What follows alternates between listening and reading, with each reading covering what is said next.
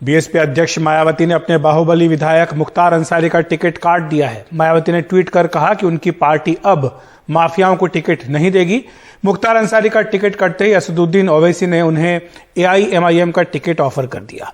उत्तर प्रदेश में एक माफिया विधायक मुख्तार अंसारी के नाम पर होने वाली सियासत के मायने बता रहे हैं हमारे सहयोगी कमाल खान।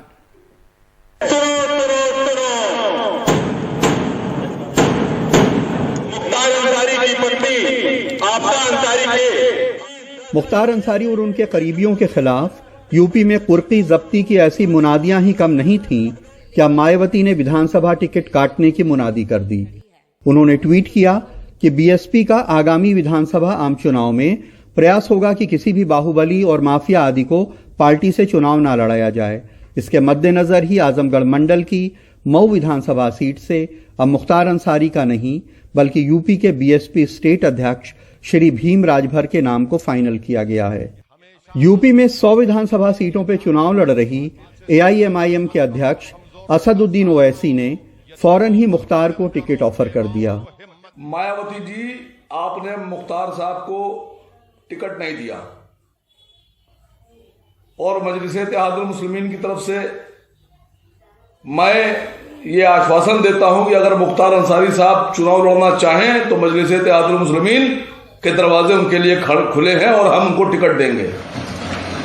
यूपी में योगी की सरकार बनने के बाद मुख्तार, उनके रिश्तेदारों और उनके करीबियों पे सख्त कार्रवाई हुई है। पुलिस के मुताबिक मुख्तार गैंग के 248 लोगों पे कार्रवाई हुई। 222 करोड़ से ज्यादा की जायदाद जब्त या गिराई गई। मुख्तार गैंग पे 121 मुकदमे दर्ज कर 160 को जेल भेजा। गैंग के 163 लोगों के असलहों के लाइसेंस जब्त हुए।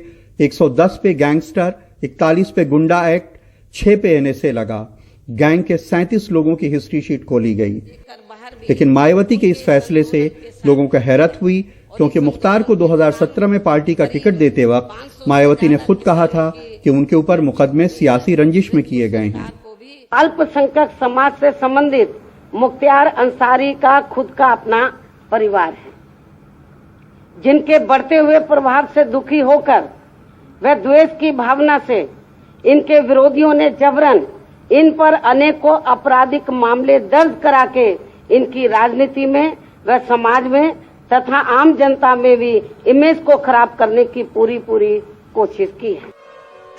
मायावती पहले भी कई बाहुबलियों को पार्टी में ले चुकी हैं। वो कहती हैं कि वह उन्हें सुधरने का मौका देती हैं। 2004 में बाहुबली डीपी यादव को पार्टी में लेते वक्त उन्होंने राजा भैया को चुनौती पेश की थी। श्री मुलायम सिंह यादव के पास श्री राजा भैया जैसे लोग हैं,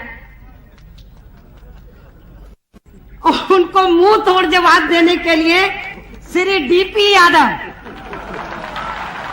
फिर से अपने घर में वापस आ गए हैं। मुख्तार अंसारी के परिवार का पूर्वांचल के गाजीपुर, मऊ और बलिया जिलों की करीब 1 दर्जन सीटों पर असर रहा है। मुख्तार पिछले 25 सालों से चुनावी राजनीति में हैं। मुख्तार अंसारी 1996, 2002, 2007, 2012 और 2017 में 5 बार विधायक बने हैं। 4 चुनाव वो जेल से जीते हैं। मुख्तार के बड़े भाई अफजाल अंसारी 1985, 1989, 1991 और 1993 में 4 बार सीपीआई से एमएलए, 1996 में समाजवादी पार्टी से एमएलए, 2004 में समाजवादी पार्टी से एमपी और 2017 में बीएसपी से एमपी बने हैं। मुख्तार के सबसे बड़े भाई सिबकतुल्लाह 2007 और 2012 में विधायक रहे हैं। दरअसल सियासत में अपराधी सिर्फ अपराधी नहीं होता है, उसका स्टेटस वक्त के साथ बदलता रहता है। कब वो अपराधी है, कब वो नहीं है, इससे तय होता है कि किस वक्त वो किस पार्टी या सत्ता के साथ में है। लखनऊ में कैमरामैन राजेश गुप्ता के साथ कमाल खान, एनडीटीवी इंडिया। पश्चिम बंगाल की मुख्यमंत्री ममता बनर्जी ने भवानीपुर सीट से आज नामांकन दाखिल कर दिया। मुख्यमंत्री बने रहने के लिए ममता बनर्जी को भवानीपुर उपचुनाव जीतना जरूरी है। इसी साल की शुरुआत में हुए विधानसभा चुनाव में ममता बनर्जी भवानीपुर के बजाय नंदीग्राम से चुनाव लड़ी थी, जहां बीजेपी के शुभेंदु अधिकारी ने उन्हें हरा दिया था। और इस सीट पर ममता बनर्जी के सामने बीजेपी ने वकील प्रियंका टिबरीवाल को उतारने का फैसला किया है। ममता बनर्जी के खिलाफ महिला उम्मीदवार उतारकर बीजेपी ने बड़ा दांव चला है। प्रियंका टिबरीवाल ने ही चुनाव के बाद हुई हिंसा को लेकर कोर्ट में याचिका दायर की थी। एनडीटीवी से बात करते हुए उन्होंने कहा कि चुनाव जीतने के लिए आपका दिग्गज होना जरूरी नहीं है, चींटी भी हाथी के लिए मुश्किल खड़ी कर सकती है।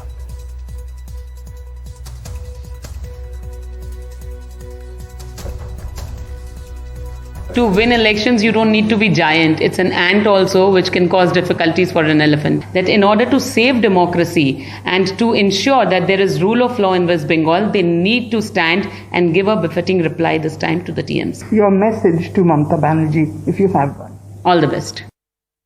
किसानों की नाराजगी को देखते हुए केंद्र सरकार के बाद अब पंजाब और अब हरियाणा में गन्ने का समर्थन मूल्य बढ़ाने का ऐलान कर दिया गया है, लेकिन उत्तर प्रदेश में गन्ने का समर्थन मूल्य अब तक नहीं बढ़ाया गया है।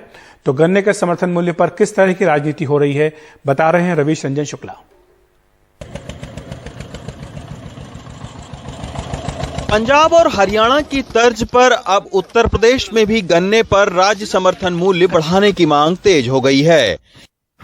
पश्चिमी उत्तर प्रदेश के नाराज किसानों का नेतृत्व कर रहे राकेश टिकैत ने यहां तक कह दिया है कि गन्ने का समर्थन मूल्य अगर 100 रुपए बढ़ाया जाता है तो वो योगी आदित्यनाथ को नंबर 1 मुख्यमंत्री मानेंगे। 100 रुपए के आसपास बढ़े, 80 रुपए से ऊपर बढ़ने चाहिए। अच्छा, हाँ, तो फिर हम इनका भी नाम लेंगे भाई, योगी जी ने सबसे ज्यादा गन्ने का रेट बढ़ाया। अच्छा, और ये कम बढ़ाओगे तो फिर योगी जी भाई कम पर रहेंगे। अब फर्स्ट नंबर पाना है तो 80 से ऊपर बढ़ाना पड़ेगा, और अगर सेकंड पाना तो भाई 50 से ऊपर बढ़ा ले। अगर बिल्कुल थर्ड पे रहना है तो फिर 40 से नीचे बढ़ा ले। अब कौन से पे रहना हो तो तय योगी जी को करना है। ठीक है, तो कह रहे हैं कि अगर 100 रुपया योगी जी बढ़ाते हैं तो वो योगी फर्स्ट रहेंगे। अच्छा, तो आप लोग जो है वो मुंह मिठा करवाने जाएंगे, मतलब लखनऊ बधाई देने हैं। जब फर्स्ट कह दिया तो फर्स्ट कहेंगे, और थर्ड पे रहना है, फर्स्ट पे रहना तो योगी जी बताएंगे। एक अनुमान के मुताबिक उत्तर प्रदेश में करीब 2 करोड़ गन्ना किसान हैं। इसी के चलते उत्तर प्रदेश में सरकार चाहे किसी भी पार्टी की रही हो, लेकिन गन्ना किसानों को खुश करने की कोशिश सभी की रही है। गन्ने के राज्य समर्थन मूल्य पर अगर नजर डालें तो बीएसपी के कार्यकाल में गन्ने का समर्थन मूल्य 115 रुपए बढ़ा, सपा के कार्यकाल में 65 रुपए बढ़ा, जबकि बीजेपी ने 4 साल में केवल 10 रुपए बढ़ाया। जबकि किसान इस बीच डीजल, बिजली और खाद के दाम बढ़ने की शिकायत कर रहे हैं। पंजाब सरकार ने जब गन्ने का समर्थन मूल्य 50 रुपए बढ़ाया था, तब किसान संघर्ष समिति के तमाम सारे किसान कैप्टन अमरिंदर सिंह का मुंह मीठा कराते हुए दिखे थे। इसकी फोटो भी काफी वायरल हुई थी। अब देखना यह है कि क्या इसी तरीके का कदम उत्तर प्रदेश सरकार भी उठाती है या नहीं। दिल्ली से Ravish Ranjan Shukla, NDTV India.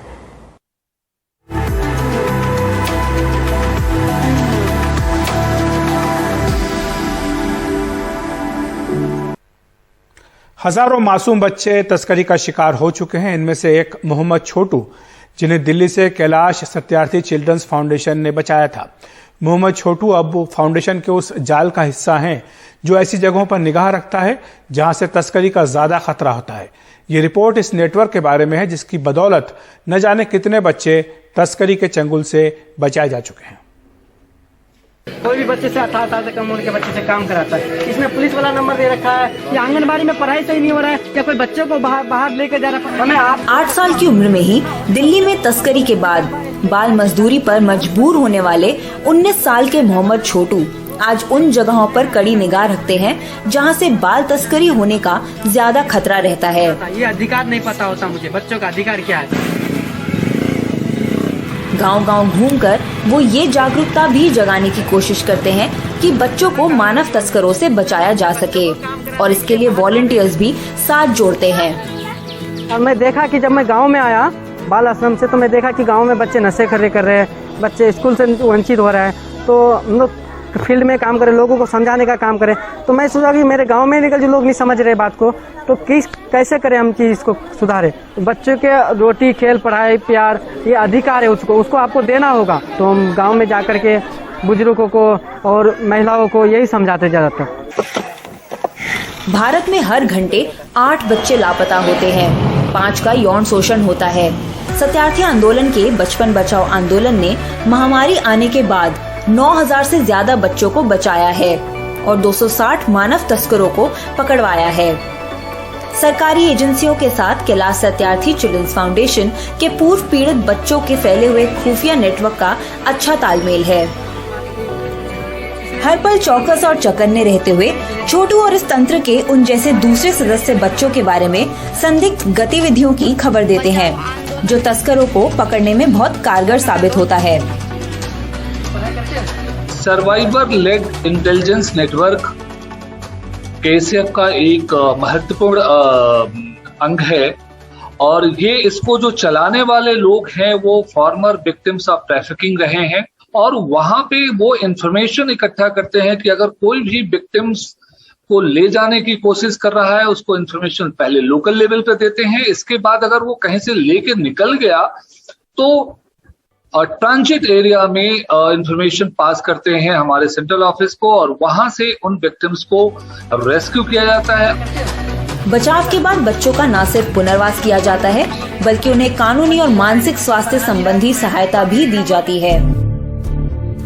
Kailash Satyarthi children's foundation की जस्टिस फॉर एवरी चाइल्ड मुहिम का मकसद देश भर में ऐसे पीड़ितों को कानूनी और मानसिक स्वास्थ्य की मदद देना है जिनका बचपन यौन अपराधियों ने छीन लिया।